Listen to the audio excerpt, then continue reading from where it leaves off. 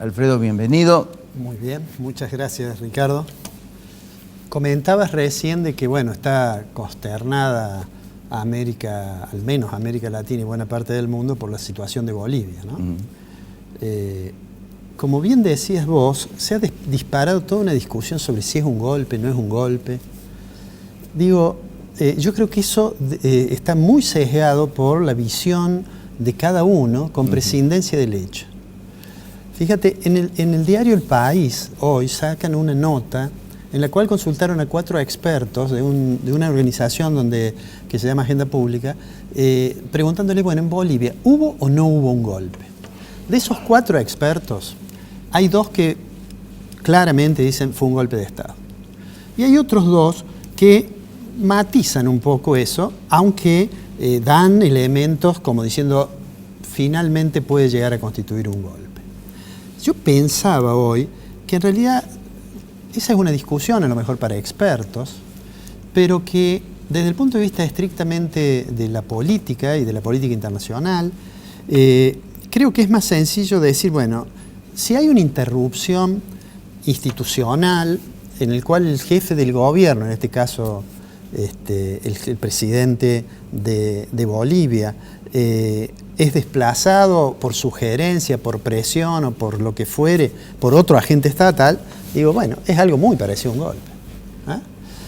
Y entonces ahí yo quisiera introducir 2 cosas, que cuando uno dice que fue un golpe, en general todos nos predisponemos a oponernos a eso, ¿no?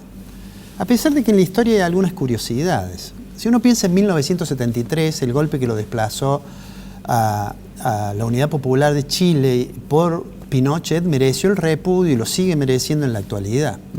Pero fíjate vos que poquito tiempo después, en el 74, hubo un golpe en Portugal, que se conoció como aquella revolución que desplazó a la dictadura de Salazar, y ese parecía ser un golpe bueno, ¿no? Claro.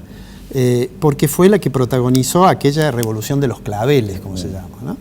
Entonces, digo, dejando de lado la palabra, olvidémonos por un momento de la palabra y digamos 2 cosas, una de las cuales me parece que la señalaste vos y bien, y es que desde el punto de vista económico, el gobierno de Bolivia en realidad tuvo buenos resultados. Evo Morales tuvo realmente buenos resultados, ¿no es cierto? Eso, yo diría, a favor de Evo se puede decir eso. Se puede decir también que cuenta con un gran apoyo popular, que está reflejado en los números, más allá de la discusión sobre el fraude. Ahora, ¿qué es lo que se puede decir en contra? Y vos lo señalaste, ¿no? Digo, en términos políticos, la crisis se venía incubando de hace algún tiempo. Claro. Se venía incubando desde el momento en que él optó por una 4ª postulación, perdió un referéndum, lo perdió. Primero renovó la Constitución. Claro. Primero renovó la Constitución, después fue el referéndum. Rechazó el referéndum, la modificación que le permitía a él. Entonces apeló a un atajo que fue a través del Tribunal Electoral, que dijo, bueno, puede presentarse. Y finalmente, yo diría, lo que fue, lo que disparó más, creo yo, más movilización fue el hecho de que la elección se suspendió el escrutinio con una tendencia y se terminó diciendo otra cosa. Entonces digo, no importa la palabra, han alterado el orden constitucional. Es cierto que Evo Morales cayó en ese pecado de querer quedarse siempre, como una especie de Evo eterno. Y esperemos que encuentren una forma en Bolivia que tenga el menor costo para la población. Fíjate un dato significativo que es, digamos, una reiteración en América Latina. Acá si Massa no gana la elección, era la Cristina Eterna. Podía ser, sí. La Cristina Eterna, eso lo había dicho Diana Conti. Sí, sí. O sea, si Massa no gana la elección intermedia que le iba a posibilitar la reforma de la Constitución a Cristina Fernández de Kirchner, acá iba a suceder exactamente lo mismo. Sí, yo pienso que Evo Morales en algún momento debe pensar que quizás haber permitido que otro de la misma, digamos, del mismo espacio político fuese el candidato, hubiera sido algo mucho más razonable, además de ser más democrático. Sí, sí, sí. Pero bueno, esperemos que lo puedan resolver. Mientras tanto, nosotros tenemos acá... Bueno, yo me fui, todavía no había presidente, no estaba el presidente electo, ¿no? Claro. Ahora tenemos presidente electo. falta un mes para que Fernández asuma, más o menos un mes, 30 días. Y la pregunta es qué va a hacer con la economía.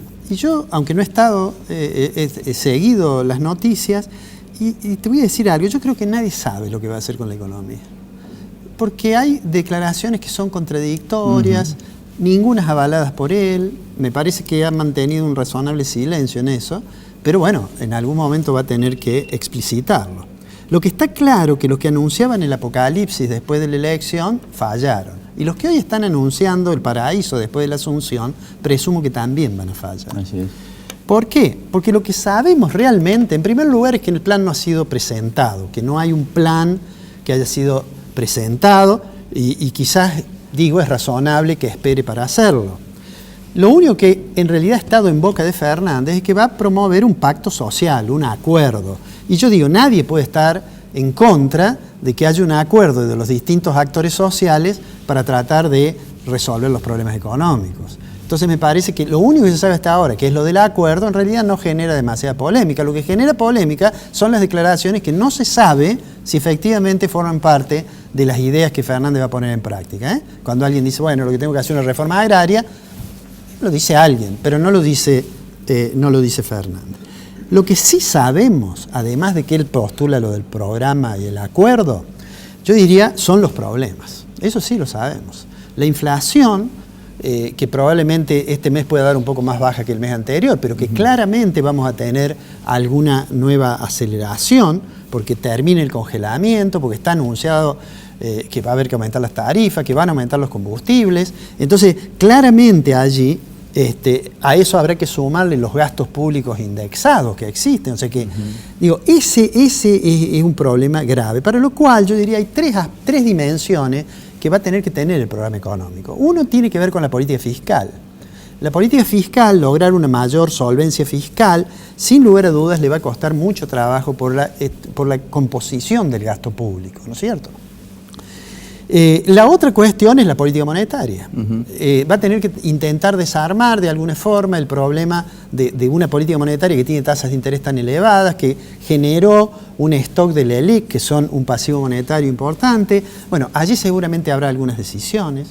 Y el tercero es el sector externo. Y ahí tiene que ver lo que vos decías, hasta qué punto el alineamiento de Fernández en algún sentido a nivel internacional le va a ayudar o le va a dificultar la negociación por un tema que es imprescindible, renegociar el pasivo externo, es decir, renegociar la deuda, renegociar con el Fondo Monetario, tender quizás a un programa de facilidades extendida, probablemente que alinearse de una forma o de otra va a tener su consecuencia sobre ese tipo de decisiones. Y además, seguramente vamos a volver a hablar del tipo de cambio, porque hay quienes plantean que sería conveniente desdoblar el mercado cambiario, comercial y financiero. Una propuesta de ese tipo la ha hecho hace un par de días Cavallo, pero lo que sí sabemos es que va a continuar con las restricciones a la compra de moneda extranjera. ¿Por qué? Porque Argentina no tiene los dólares, ¿no es cierto?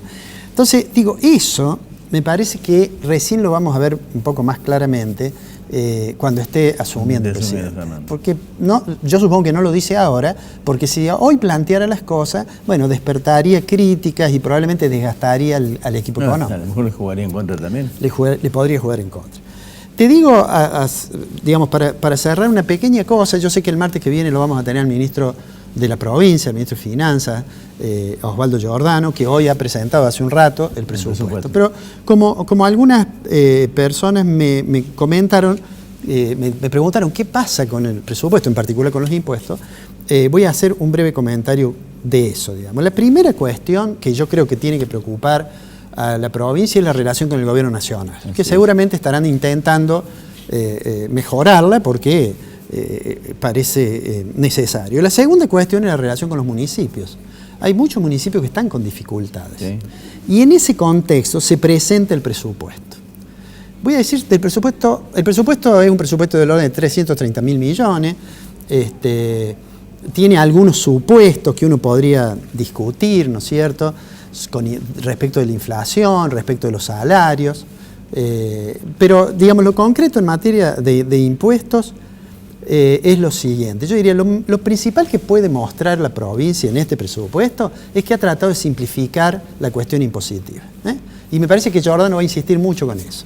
Y si uno se fija, en realidad, en el caso de ingresos brutos, que se simplifica, pasa de un conjunto de alícuotas muy disperso, como 80 alícuotas, las reduce prácticamente a 20. Eso, digamos, me parece que es lo que va a insistir. Me parece razonable. Ahora, ¿qué pasa con las alícuotas y con los impuestos? Le voy a pedir al director que ponga un cuadro, que lo he tomado de la presentación que hizo hace un par de horas Giordano, que es ese. Eso es el impuesto inmobiliario rural, que hay alguna preocupación. Fíjate, esos grupos 1, 2 y 3 depende del tamaño, del tamaño de la propiedad. Hay un fondo fiduciario que es de 0,275. Ahí está lo que sería la alícuota total, que va del 43 al 47. La cuota mensual máxima, que va a ser 1.000, 3.500 y para los más grandes no hay tope. Pero en todo caso miremos la última columna, que es donde dice cuánto se ha actualizado. Y ahí tenés, los aumentos son del 46 al 77%. Sí. Es decir, la mediana, hagamos la aclaración que no es el promedio, la mediana es el número, si uno ordena de menor a mayor, el número que está en el medio, que deja el 50% de los datos arriba y el 50% de los datos abajo, es la mediana, que no es lo mismo que el promedio. Pero esa mediana, ese es el incremento que tiene 46, 61, 77. Uno podría decir que salvo en el tramo 1, en los otros tramos está por encima, obviamente, de la inflación. Sí. Y el razonamiento de la provincia es que el sector agropecuario, sus precios han evolucionado mejor que los del resto de la economía o de otros sectores, ¿no es cierto? Además con un dólar muy competitivo. Por el dólar, ellos han tomado en cuenta precios agropecuarios y dólar. Ese es el razonamiento por el cual tratan de justificar esto, que ha despertado alguna preocupación en las organizaciones gremiales rurales, los ruralistas. Vamos al otro cuadro, que es otro impuesto, que es el impuesto urbano. Esto es lo que le van a cobrar a usted, Fonseca, por sus propiedades acá en la ciudad. Sí, señor. Allí tenemos, según la evaluación, de nuevo, como vemos ahí, hay una modificación que hace que la actualización vaya entre el 41 y el 93%. Claro. O sea que es un ajuste fuerte, digamos, que en general. Lo que sucede es que lo que diría el gobierno, si yo fuera ministro, diría, mire, el 67% de los inmuebles tiene un aumento de solo el 41%. Claro. Claro. ¿Qué es lo que quiere decir con eso el gobierno? Quiere decir que se ha preocupado de ver la capacidad de pago del contribuyente. Claro. Vamos a ver el otro cuadro que sigue, que es del mismo impuesto, pero para los baldíos. Bueno, allí la variación es del 31% al 327%. Claro.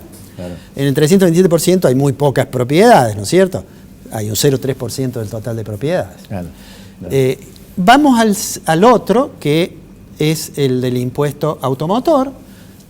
Bueno, allí tenemos las alícuotas, digamos, hay un monto fijo y después una alícuota para lo que tienen que pagar según el valor del automóvil. ¿Por qué digo esto nada más? Porque después vamos a hablar del presupuesto, de la preocupación de la provincia, de qué tan importante es la cuestión de la deuda. Lo más probable es que el ministro diga, no, en realidad la deuda es importante porque está nominada en moneda extranjera, pero los intereses todavía son pocos dentro de la estructura del gasto provincial. De todos modos hay que mirarlo con cuidado a eso. Lo concreto es que en materia tributaria, para algunos sectores, hay un aumento significativo, que no podía ser de otra forma, porque la recaudación viene cayendo, porque la economía argentina cae y porque nada hace pensar de que se vaya a recuperar el año que viene rápidamente. O sea, lo vamos a estudiar detenidamente, pero me da la impresión de que se ha contemplado la